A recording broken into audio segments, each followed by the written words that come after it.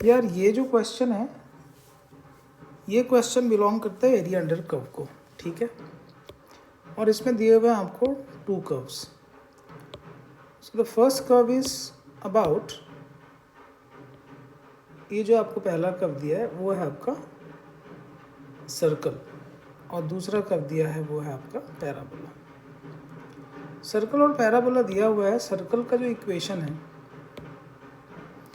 उसमें क्या लिखा हुआ है कि इसका जो सेंटर बनेगा वो क्या बनेगा, एक तो बनेगा 2√3x की वैल्यू और दूसरी y की वैल्यू 0 आएगी, ये तो सेंटर हो गया। एंड देन रेडियस भी वही बनेगा 2√3। एंड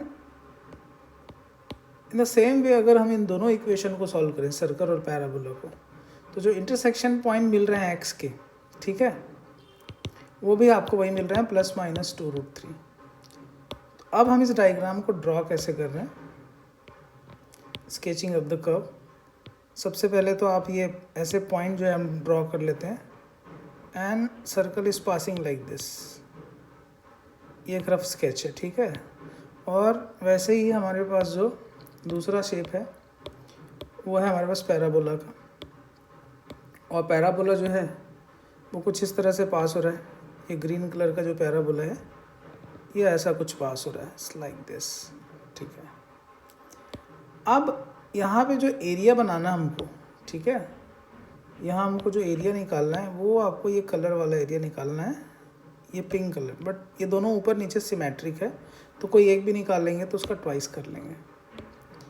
ये ऐसा बिल्कुल परफेक्ट एक सिमेट्रिक लाइन गया हुआ है जो क्वाड्रेंट बना रहा है, 4 क्वाड्रेंट। आपको पता है कि 1 क्वाड्रेंट का एरिया क्या होगा, तो 1 क्वाड्रेंट का एरिया जो होगा यहाँ पे इस केस में, क्योंकि रेडियस आपको दिया हुआ है 2√3 या फिर r² बोलिए, तो r² आपका है 12, तो 1 क्वाड्रेंट का एरिया हो जाएगा πr²/4। So we will get here 3π। तो यार 1 क्वाड्रेंट का एरिया 3π है। अगर हम 3π में से एरिया अंडर पैराबोला अगर माइनस कर दें, एरिया अंडर पैराबोला कौन सा होगा, ये जो ब्लू कलर का एरिया है ये वाला, ठीक है।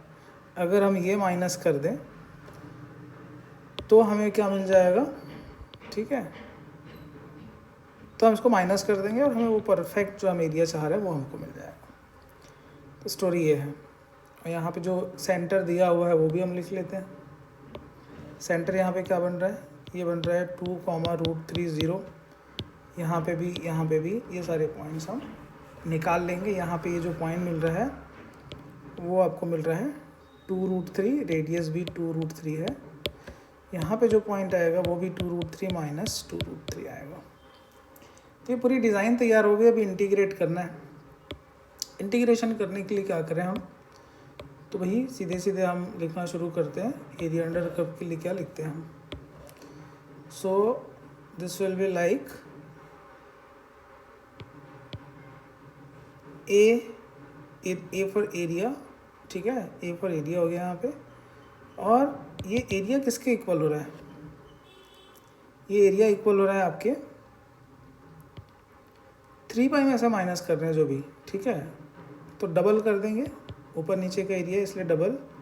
1 क्वाड्रेंट का एरिया 3π माइनस इंटीग्रेट करेंगे कहाँ से कहाँ, 0 से 2√3, और किसको इंटीग्रेट करेंगे, पैराबोला को। पैराबोला यहाँ हो जाएगा 2√3, फिर उसका रूट एंड देन x का रूट dx। बस ये आपको इंटीग्रेट कर देना है, वहाँ सिंपल हो गया।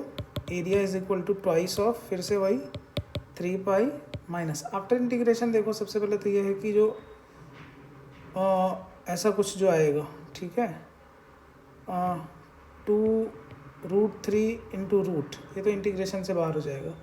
अंडर√x का जो इंटीग्रेशन होगा वो होगा x into √x divided by 3/2। Integrate भी हो गया, लिमिट्स भी लगा दिए 2√3। वैल्यूज़ रखना शुरू करते हैं। जैसे ही आप इस पर वैल्यू रखोगे, ठीक है, जैसे इस पे आप वैल्यू रखोगे